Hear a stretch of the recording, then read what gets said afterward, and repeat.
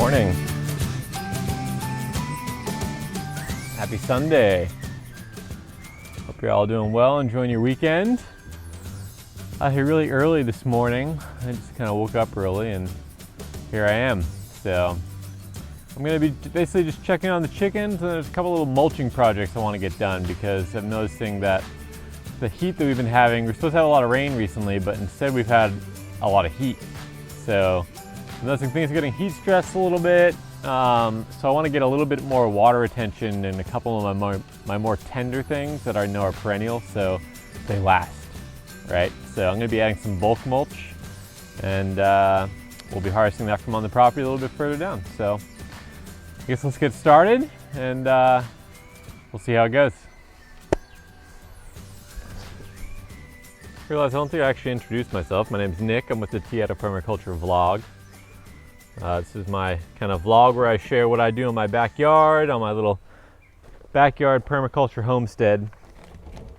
How I'm managing things, what I'm doing, general permaculture education.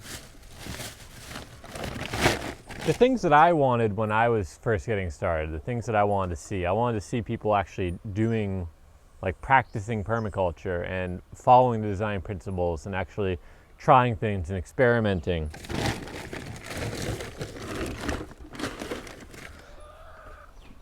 There's a lot of people out there who have videos and they know what they're doing, and it's great to follow those videos because you get a lot of knowledge and education from them, but it's also nice just to see someone doing it. You know, that's what I really wanted. I wanted to see someone just learning, taking the steps, going along the way, seeing what works, seeing what doesn't work. And that's the way I learned personally, just having that experience. So I figured I can share my experience with you guys, and maybe that'll help you along your way. Giving the chickens some food. If you haven't met them yet, this is Katie's mama, my partner's mama. This is my mama. This one's my mama because she likes to come and cuddle me. As you can see, she just rests her head against my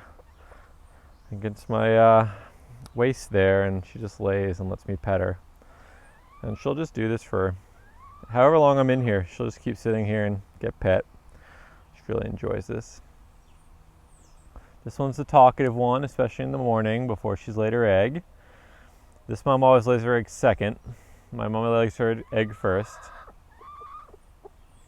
And of course we have our rooster, who is basically the protector of this flock. He's always looking out for the one major predator we have here is the red-tailed hawk. So he's always out there looking out for it, and if he sees anything flying and scooping down, he instantly makes a specific call, and all the ladies, both of these ladies go and hide so they don't get attacked by that hawk. Thanks, bud. Thanks for doing all the hard work. He also keeps them safe from cats, like my cat, but as you'll see maybe in this video, my cat doesn't stand much of a chance against this rooster. This rooster, he's big and he's tough, you know. He's kind to us because I've established that I'm the alpha here, but he's a tough rooster. He'll fight. And right now he's doing his little rooster dance for me because he wants to show off that he's in charge, even though he's not. But I also haven't given him any attention. Let's give him a little attention. Hey, bud. How you doing? How you doing? You can see the mamas like to cuddle. This guy doesn't really like to cuddle as much. He likes to more be the guy in control. So it's all right, bud. Don't worry. I'm a friend here. The reason I'm spending some more time with the chickens is I haven't actually spent much time with them this week. I've been doing a bunch of other things. I haven't been just sitting in here and spending some time, so I wanted to do that today. All right, guys, I gotta keep moving. These people don't want to just look at you all day. As much as I could just sit here and hang out with you, these people don't want to just sit there and, ow, look at you. This mama's starting to peck at me because I'm not petting her. Hi. Looking in here, I could probably use a little extra mulch in here. I'm starting to get to that base layer of soil. Up here it's still really thick. still really thick up here. It always gets the most degraded right along the fence line because that's usually where they run. Always go up and down there. Also right underneath their water also tends to be a spot where they kick it a lot because that extra moisture causes a little bit of extra breakdown in all the organic material down there. So it's kind of a perfect spot it's really just the beginning of compost. And they love compost. When they're eating compost, they're the happiest. Yeah, Sunday morning, today to take it a little bit slower, at least in the morning to take it a little bit slower. Often, if I'm not sitting here filming with you guys, I'll sit in one of these very luxurious lawn chairs that we inherited right next to my stinky socks from yesterday, and just hang out, enjoy the view, enjoy the coolness, the crispness of the morning here, because it gets pretty hot in the afternoon, so it's nice to be out here in the morning and just take it all in. I like to start a lot of my weekend days like this, just come out here. Usually the cat's with me, but the cat already got his love today. I played with him in the garage there, so he's off doing his own thing now. He's exploring, trying to find his lizards, trying to find the other cats that are around. I could sit here for a couple hours and just take it all in. So one thing I do recommend for you guys is take the time to just sit and observe your garden and sit and observe your landscape, because that's where you'll probably find the most amount of lessons. Nature is a very big teacher. Nature teaches a lot, and the best way to learn from nature is to observe and just watch what happens. Watch the birds come in, watch where the birds land. The birds on my property, I mean, they're all over the place because we're in the tropics, we're abundant, but there's this small little kind of bar right there that goes across that right now I'm supporting tomatoes on. But that bar also serves as a pigeon landing spot. So the white-winged pigeons that we have here in abundance that fly all over here, they will come in, land there, and when I'm not looking, and then I'll open the door and I'll see them fly away. But what's nice about birds when they're about to take off is they usually jettison a decent load of manure right before they fly, because that means they have less to carry, and it's just like that natural instinct of like trying to get all that get the flight up. So there's a lot of muscle in there, and a lot of times it'll just come out. So by having some sort of perch right in the middle of the garden, the birds actually manure in my garden. So they're adding phosphorus and nitrogen into my garden through their manure, and I don't have to do anything. I just have to have a perch up for them. So trying to find those lessons, and it doesn't have to be a specific perch you put up, right? It can just be a branch that happens to be hanging over your garden. But having those kind of garden trellises and inviting those wildlife in there, as long as they're not completely damaging to your crops, it can definitely be a big benefit, and I would definitely recommend it. It's just what I've observed over time. All right, we got to water the greenhouse, and then I want to go get some of that mulch like I was talking about. So let's keep moving before I get too complacent here.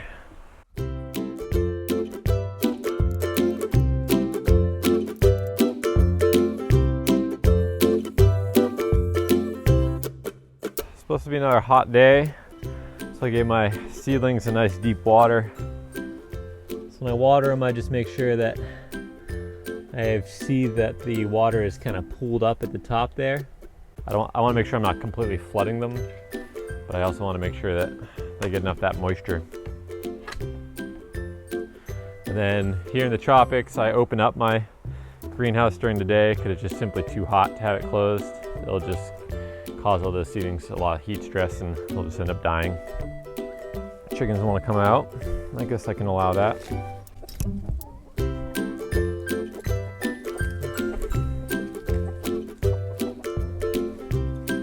I'll just make an appearance for you guys. Hey Otto, what's going on, bud? Have you enjoyed your outdoor time so far? You ready to hang out again? Nope. Alright, see you later. Alright, so we're actually going to go behind my mom's house here. So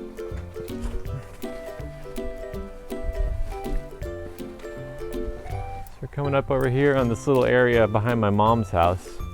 And there's all these banana relatives. I don't think they're actually bananas. I think they're in the banana family. But they grow like bananas, grow just as abundantly as bananas, and therefore are good long-term mulch material for me. I'm going to try to pick one that's kind of towards the end of its life here. And I'm going to take and harvest it and bring it over for my mulch.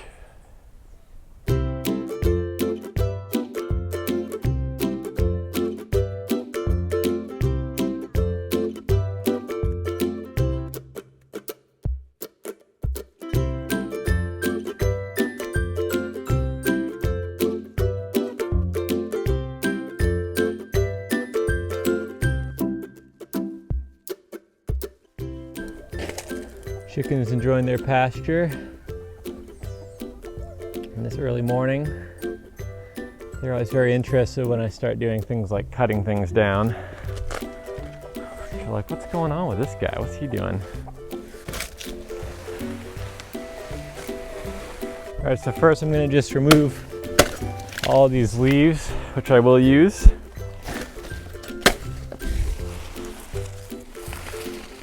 And this is what's going to become my new mulch material. Once I get that machete in to about the center there, you can see it's sticking out the center. And I'm just going to pull it down.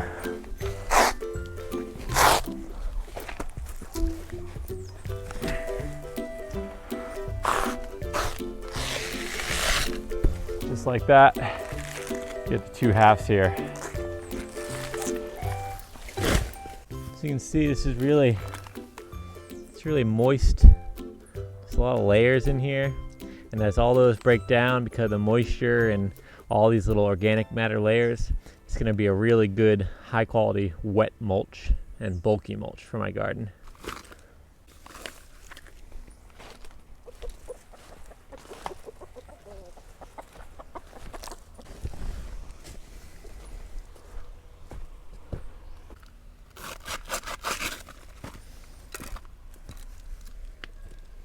I'm going to take these pieces, make them as small as I need to fit in between all the pieces I actually want to mulch heavily, and then I'm just going to lay them down and allow them to essentially protect those little plants, protect the soil.